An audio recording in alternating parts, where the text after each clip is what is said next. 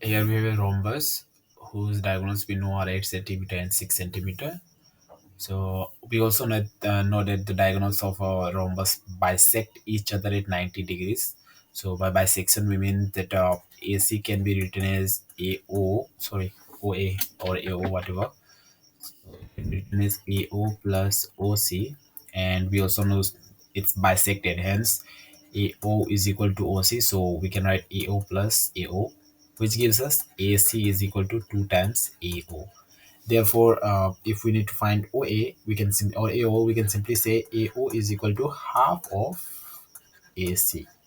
And similarly, we can also say that OD or DO is equal to half of BD, the half of this diagonal. So we know that the value of AC is known. The diagonal length is 8. So into 8 gives us AO is equal to 4 centimeter, and similarly we also get OD is equal to 6. Half of 6 is 3 centimeter. So now in the triangle that we have,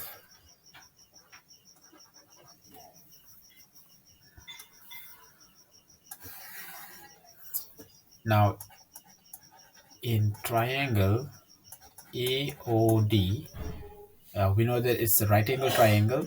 So the hypotenuse S square would be equal to AO square plus OD square, and by putting the value of these two, we get that 4 centimeter whole square plus 3 centimeter whole square.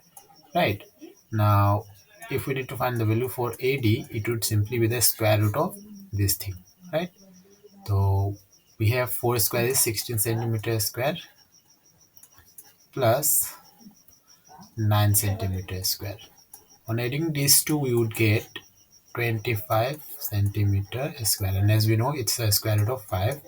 The square of 5, so the square root would be 5 centimeter. Hence, area is 5 centimeter. 5 centimeter.